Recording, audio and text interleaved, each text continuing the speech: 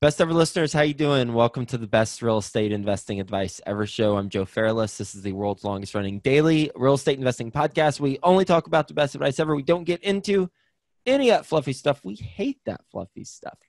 And today we got Follow Along Friday. The purpose of Follow Along Friday is to talk about lessons we've learned through our entrepreneurial journey. And when I say we, it's Theo Hicks and I. And today, well, I just got back from the Best Ever Conference.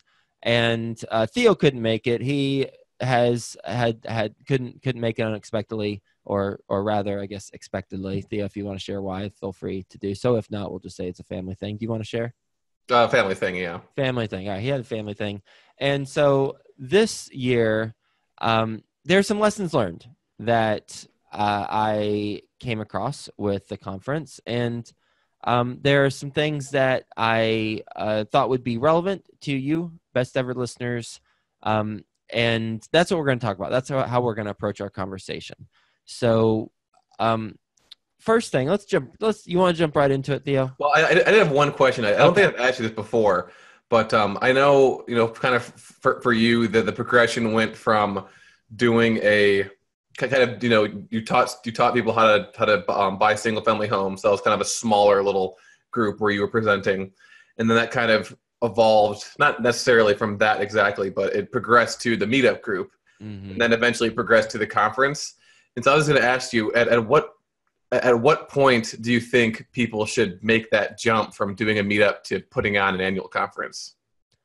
Oh, I'd say that's a good question. So a little bit of background. I was teaching a class in New York City on how to buy single family homes that cash flow in markets that make more sense to purchase them. It was not New York City. It was Texas, Dallas, Fort Worth at the time. And then I taught, then I evolved or just changed to apartment investing.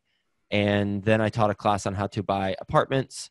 And one of the attendees actually introduced someone, his name's Ben, to the apartment investing class. Ben then attended the class in New York City, and Ben and I stayed in touch and became friends. And he actually is the one who co-hosts the conference with me. So it was a result of me doing the initial class where I built a friendship with someone who now co-hosts the Best Ever Conference with me. So first, to answer your question directly,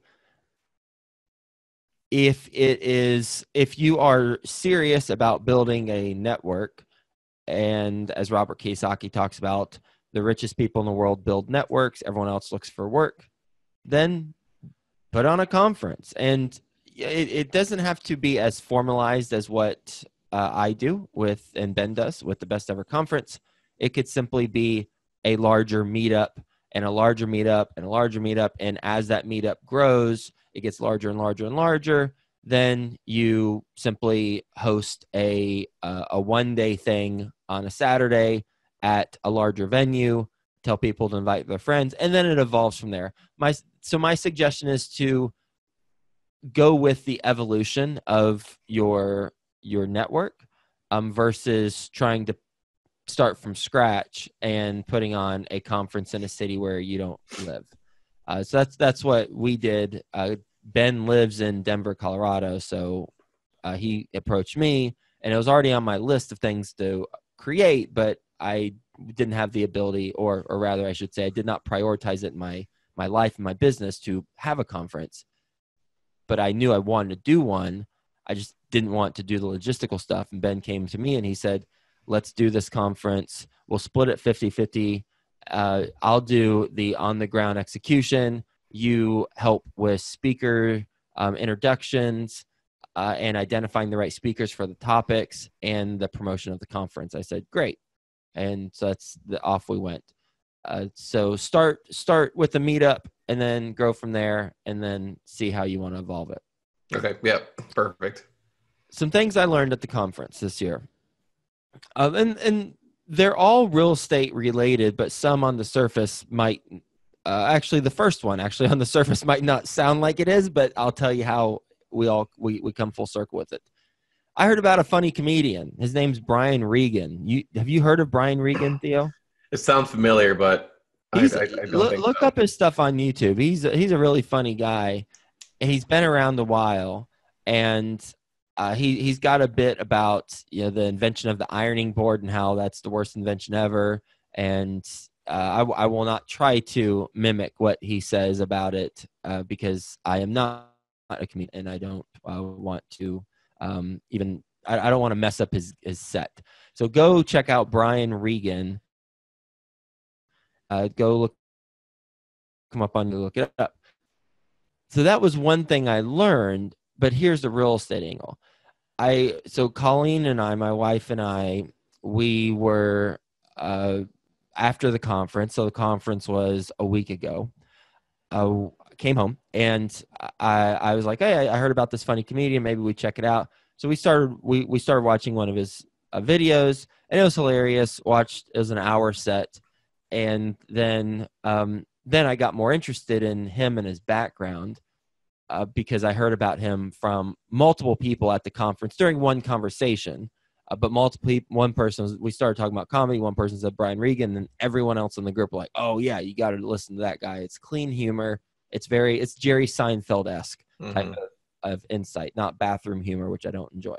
So listened to it, and then I watched a talk that Brian did at Google, at the Google headquarters. They have like Google Talks where they interview someone, and it's more of a insightful conversation. He's not doing his gig there. He's simply he's being interviewed, and the title of it was How to Make People Laugh, which he didn't really make too many people laugh during the thing. He wasn't trying to make people laugh. I think the title is a little misleading.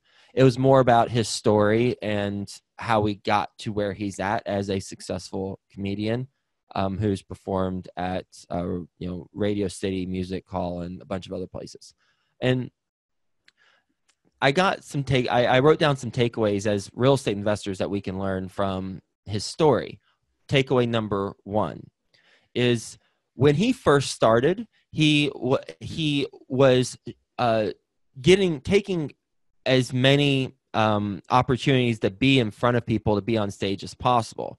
And an example of that is he was working at a local club, or he was wanting to be at a local club, and the local club had a daily show. And he went up to the club promoter and he said, "Can I get on it daily?" And he said, "Oh, really? You want to be on this daily?" And he said, "Yeah, I want to do it daily." And the club promoter said, "Well, no one's asked me about that, but yeah, sure. You want to do it daily? Great." Because from a club promoter standpoint, no sweat off their back if the performer is, just doesn't make the crowd run away, because it's just more entertainment and it's free. You don't get paid. He did it for 2.5 years daily. Nobody else had asked to do it daily ever to the club promoter. But Brian did it 2.5 years daily to hone his craft. So that's the first thing, doing things consistently, not groundbreaking, but it's just an example of someone who, when they were starting out, they did something that no one else was doing. And now he's achieving things that most people don't achieve within his area of, within his field. So that's number 1. Number 2 is when he was first getting started at that club, and when he was bouncing around to other clubs, I think he's from Florida, or in the Florida area, he wasn't a well-known person and he wasn't that good. So what would happen is he would be at a show and there would be experienced comedians and then there would be local comedians.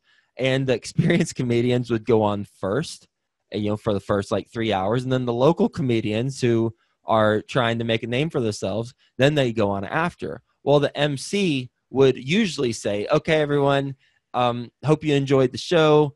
And this is after the experienced comedians would go. And then the MC would say, "And now we got some local comedians, who are trying to hone their craft. If you like to stick around, then great. Please feel free to stick around. Otherwise, have a great evening." So it's basically like, okay, now the show's basically over, but if you want to have some sympathy for these other people who are trying to make their living, then please stick around. And so what Brian did, he turned that disadvantage where people were walking out the door into an advantage. And he developed a whole gig believing. And eventually he got so good at that, and he built up a name for himself. He would get up on stage and people weren't leaving anymore. So then the gig fell flat. So then he had to revise his gig. But he turned a weakness into a strength. And I think that's some, or rather, he took advantage of a situation that he was presented time and time again, and he figured out a way to turn that into an asset. I think that's the more relevant way to interpret that. And as real estate investors, I mean, when we come across challenges, we're all going to come across challenges, but are we coming across that challenge and thinking, oh, woe is me, and I'll just get through this, which sometimes we need to do, but more often than not, it's more empowering and helpful for us to think, okay, what's great about this?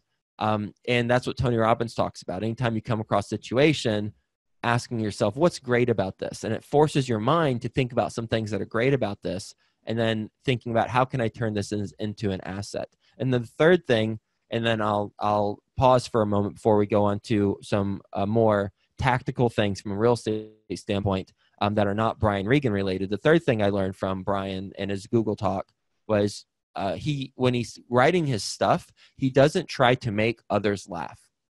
That's not a focus of his. He's not thinking, how can I make this big old audience laugh? Instead, what he's thinking of, what are some things that I find funny? And if I were in the audience, what would I find very funny? And that's what he writes about, common observations. And when I can tell you, when I was preparing my keynote for the Best Ever Conference, I thought, what are some things that if I were in my shoes a year or two ago and I was in the audience, what would be some things I would find insightful?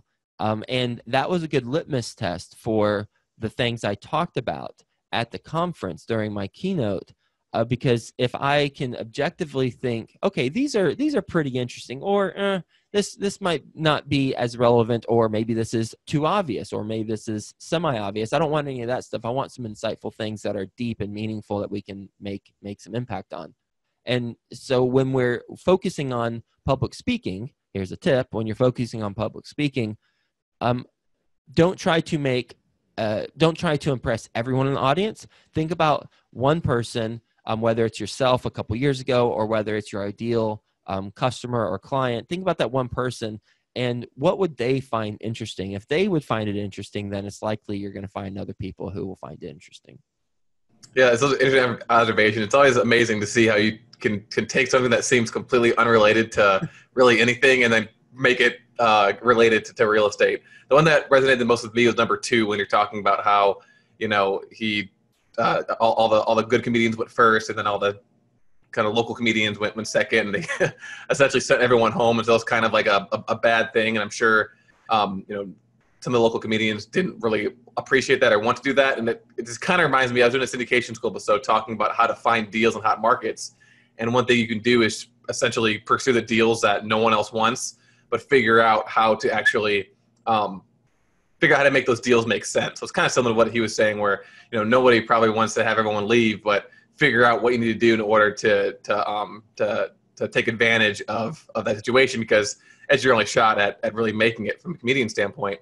But for the real estate example, this is from a podcast episode. I can't remember the gentleman's name, but his example was he would pursue any property that had foundation issues because he found a contractor who would be able to resolve the issues relatively inexpensively compared to what people's expectation is. So people would go to the property, they'd see the main show, and then at the end they'd be like, oh, by the way, there's a foundation issue, and like, okay, well, we don't want to buy this property now. Whereas for him, he went out to brokers and owners and really anyone who would listen to him and say, hey, any property you come across with a foundation issue, send it my way, because he was able to again fix those issues inexpensively. So again, yeah. So this is example. What a great time. Yeah. I love that you brought that up. So the takeaway there could be, when over and over again, or just multiple times, and it's initially a barrier or a negative to your business, identify what that solution is, and it might give you a competitive advantage, which it did. And for Brian Regan and your case, or in the example you gave with the interview guest I did, the foundation person, came across foundation issues, find the foundation person who can solve that. Once it's solved, develop a system, and then now you have a competitive advantage, and you can buy all these properties with foundation issues. Exactly. And, insert foundation or insert some other issue that you come across with properties commonly for the foundation, and go, do the thing in your market.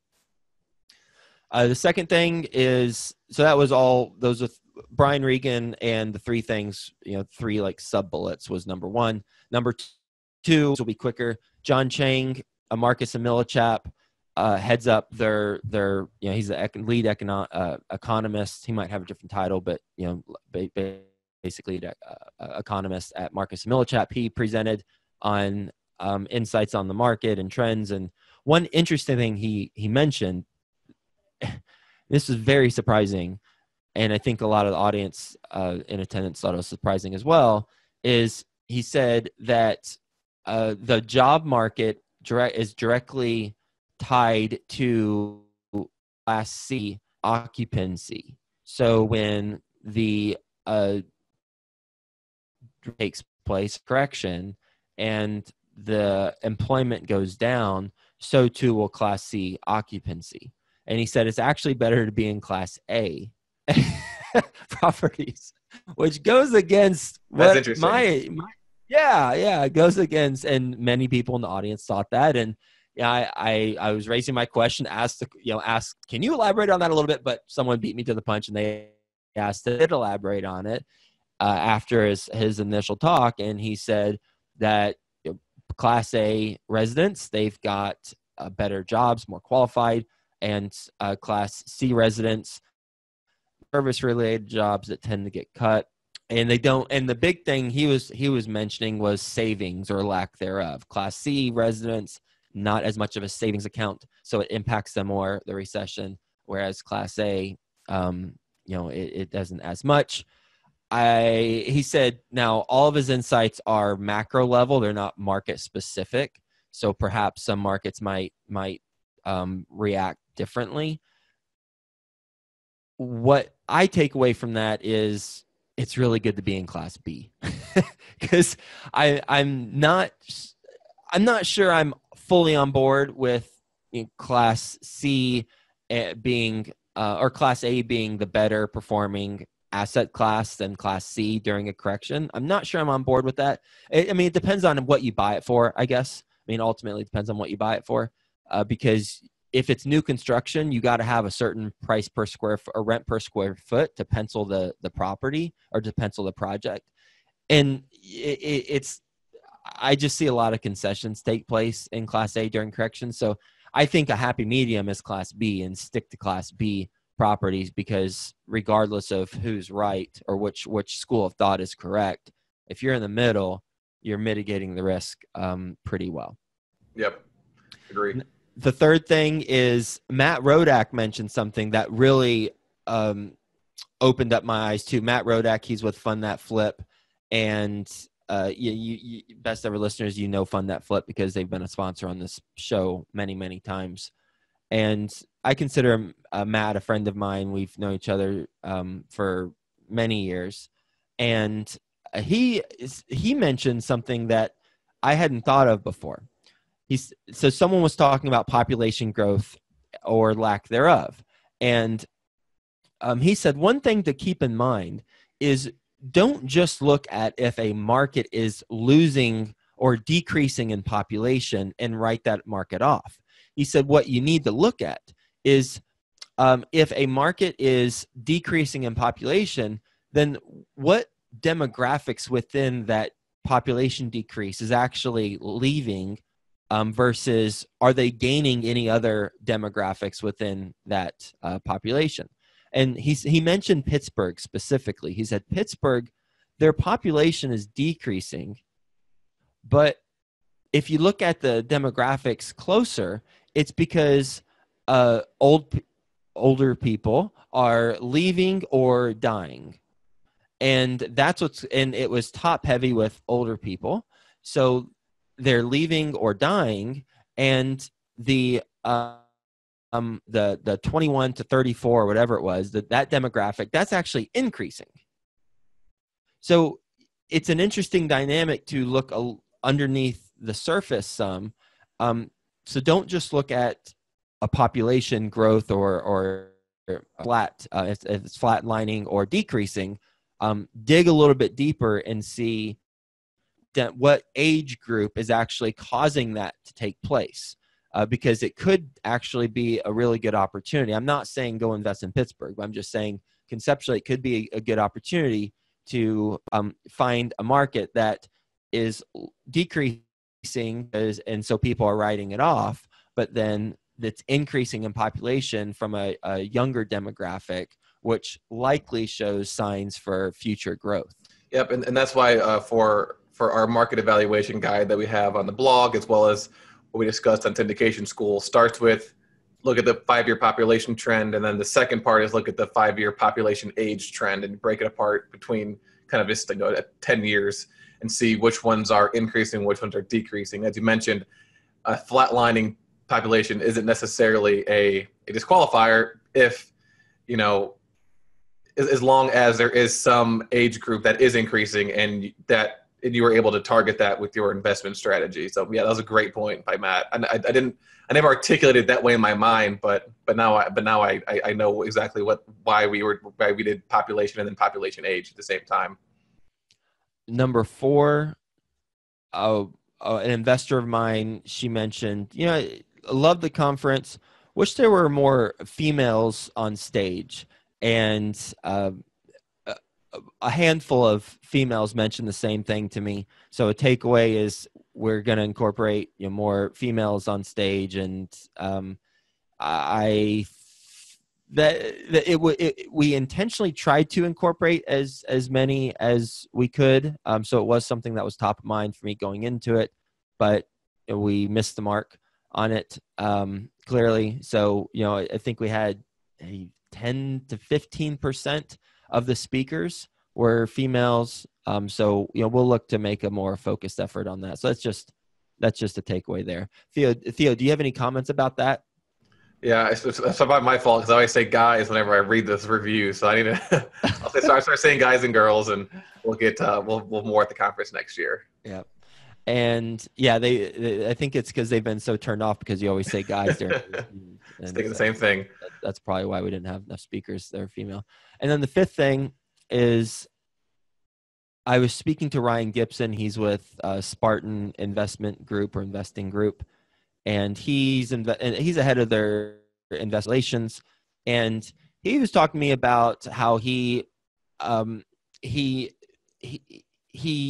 has a membership at a athletic club in the city where he resides.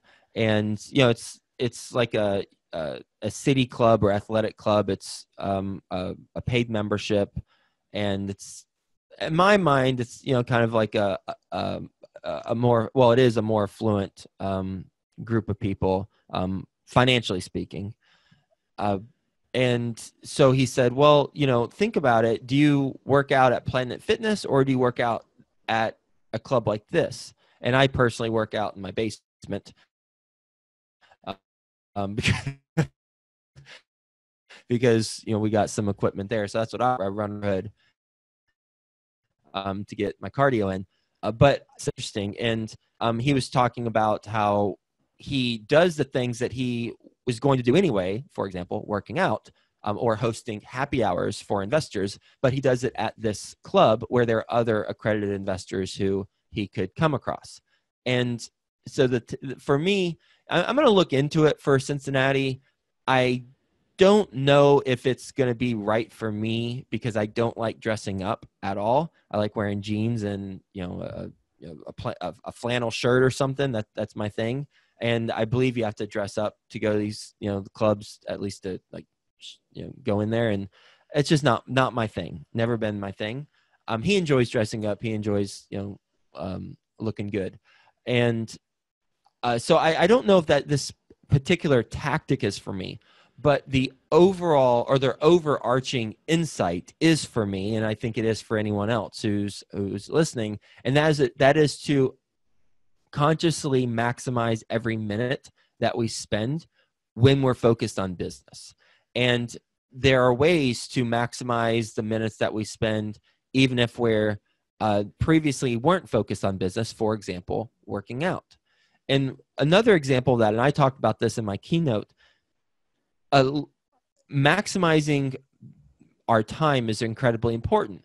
And a way to do that is always learn while building friendships.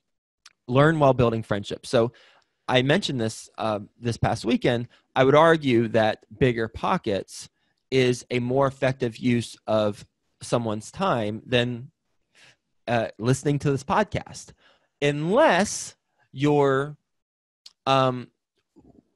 doing a commute or unless you're working out or something. Because when you're on Bigger Pockets, you're learning about what, from whatever you're reading about, plus you're building friendships with people and you're connecting with them. And this is a team game. And when we are on Bigger Pockets, we're doing those things. Whereas if you're listening to a podcast, not just mine, but any podcast, you're not necessarily networking with other people and building friendships. So totally, I clearly want everyone to continue to listen to this podcast. So when you're commuting and doing other things, then great. Or if you want to be an overachiever, then get on Bigger Pockets and network and learn while listening to the podcast, right? And then you can do, you can have all this sorts of knowledge and stuff coming at you at once while building friendship. So being intentional about maximizing our time and thinking about, okay, with this activity that I typically do, am I learning while building friendships? If so, then I'm doing two things at once that I know successful real estate investors do. Or am I just reading a book and not necessarily getting to know others? There's a place and time for that, like while you're on an airplane or something, flying somewhere. But it's my opinion that it's not the best, most effective use of your time unless you really want to learn something very specific. And then that book offers that thing, or that podcast episode offers that thing. I'm glad you said airplane, because I was thinking in my head, I got two examples of this. You said airplanes are times when you don't do this, but just recently, within the past week, my business partner's wife was flying, and she was sitting next to a guy. I think she might have gotten upgraded first class for free, and she was sitting next to this business person who had a really high, and they started talking, and he has a really high net worth and is interested in passively investing. So again, she could have just read a book, but instead she just was talking to this guy. Mm-hmm. Another example was when I interviewed, his name's Rock Thomas, while you were at the conference, and he mentioned the same thing. His flight got delayed by 3 hours, and rather than kind of pout, like everyone else, he was like, "Oh, great! Now I get to make one new friendship." And then he sought out, and he actually met a guy from one of the documentaries that he really likes. Just happened to be there, and he, rather than kind of again pouting or just reading his book, he just reached out to this guy, and they've gotten dinner together. He's met his kids, and so there are kind of two examples of even something as simple as when you're in the airport, rather than listen to a podcast, talk to the person next to you. Maybe 10 times, maybe 9 times out of 10, like nothing comes from it, but maybe that one time you create a new friendship that leads to some sort of business opportunity that you wouldn't have gotten otherwise. Yep. So kind of same concept. It can really apply to anything at any time. Taking your dog for a walk when you're at a restaurant. Just depends on how personable, I guess, you are, and how extroverted you are. Yep. Or how personal you choose to be. Yeah. Cool. Well, those are great tips, Joe. I appreciate you sharing those. I was able to make it, so those are really good tips. I like my favorite one probably the comedian one, just because it was just fascinating how you were able to pull those lessons out of that. All right, so just moving on to the last part, we had the trivia question. So 2 weeks ago, the trivia question was, and again, if you answer, the person who gets the question correct first gets a free copy of our first best ever book. So 2 weeks ago, the question was, in 1929, it was announced that they were going to increase the height of the Empire State Building from 1,050 feet to 1,250 feet via that needle structure. And the question was, when that was announced, what was the original purpose of that needle on top of the Empire State Building? And they actually said that they were going to use it as a docking station for blimps, which I thought was very interesting. Obviously never happened. It seemed as if it was more of like a marketing ploy, that it wasn't even really feasible. But it seems like an April Fool's Day joke, having a needle as a landing station for a balloon. Like, that doesn't make any sense. So apparently the logic was that they had a blimp landing station that was further outside the city. And so the blimp would come, drop people off, then it'd have to commute into the city. And so the whole selling point was, if you put the docking station on top of the Empire State Building, then you can be on the streets of New York within 7 minutes.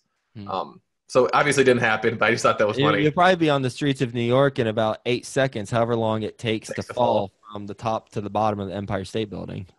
It's just interesting. Like balloon pops. You probably never get away with something like that right now. But back in the 1920s. Well, for good reason. Yeah. So this week's question is not about blimps, but according to Zillow, they said the best time of the year to list your single family homes or personal residence for sale is the first half of May. So we're approaching that time. So if you're wanting to sell your house, do it in May. The question this week is, what is the best day of the week to actually sell your property? And this is based off of the highest priced and the fastest sale. Well, first off, I recommend reading that Zillow book while you're doing something else, so I don't contradict myself while you're on a plane or something. I recommend reading that Zillow book, and it's got a lot of insights in there. Oh, and I'd say, I don't know. I think the question, I'm going to go with people are most likely looking. I think the question really is, when are people most likely looking to browsing the listings to look for a new home? And a lot of people have real estate agents. So I'm going to now say, when are most real estate agents really browsing, looking for homes for their clients? So I'm not going to say the weekend. I'm going to say, I'm going to say Monday. I'm going to say Monday. Monday. Okay. Yeah. So anyone, any guy or girl who is listening, please either submit your answer on the YouTube video below if you're watching this on YouTube. If you're listening to the podcast, submit your answer to info@Fairless. And the first person to send us the correct answer will receive a free copy of the first best ever book. And you only get one answer, one guess. Yeah, you can't guess 7 times, people. And lastly, we're going to do the review of the week. So if you purchase the best ever apartment syndication book on Amazon and leave a review and send us a screenshot, you have the opportunity to have your review read alive on the podcast, as well as receive an email full of free extra apartment syndication goodies. This week's review is from Ben, and Ben said, "It's a good book to start with. It has, in my opinion, a little too much on motivational stuff and branding and personal goals. I know successful syndicators that don't have a website but own 10,000 units. But the actual syndication stuff is pretty good. It does not have enough on financing like mortgages, and it is strictly focused on syndication with exit in mind. In other words, not a permanent hold, but all in all is better than other books out there." Well, and I asked you, Theo, and this gentleman rated it 4 stars, right? 4 out of 5. Mm-hmm. Right. And I asked you specifically to bring this one up. So we have 2 4-star reviews. No, actually, I think 1 2-star review. And the 2-star review basically is a great book. Love the content, but the cover was sticky when it arrived. And so he gave the book 2 stars. Like, what can you do there? I have no control over that. We sent him a new book. But this one was 4 stars, and I enjoyed reading it because I listened to a Matthew McConaughey book, or excuse me, I listened to a Matthew McConaughey commencement address to the University of Houston students on YouTube. and I watched it.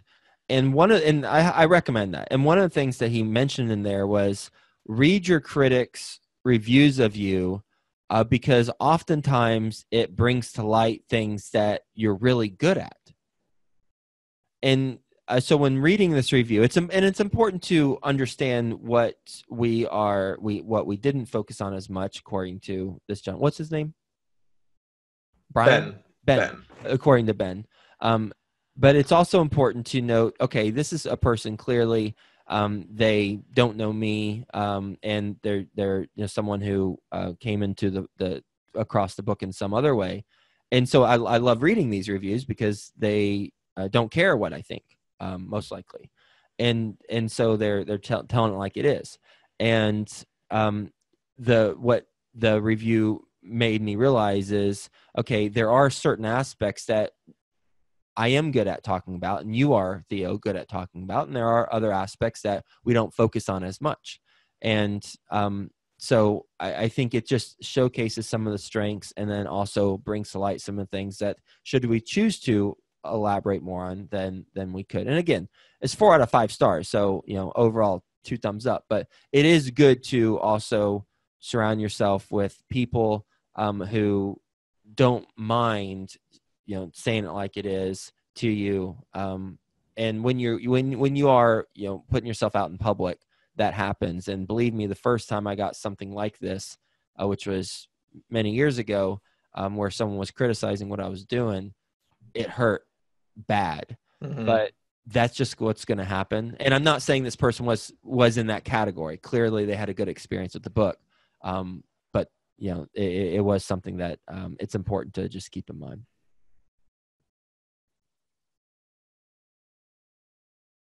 No, yeah, I agree. I do know. One thing that stuck out to me with the financing and the mortgages, and if you wanted to ask me questions about that now, because I've been working on a pretty long document for the past couple of weeks, I could tell you everything about those commercial loans now. So Ben, if you need questions about that, you can email me at theo@joefairless.com, and I'll answer those questions for you about the mortgages that you want to know about. Cool. Well, thanks everyone for hanging out with us. Hope you got a lot of value from our conversation. Hope to see you next year at the Best Ever Conference. You can go to bec20.com, bec20.com.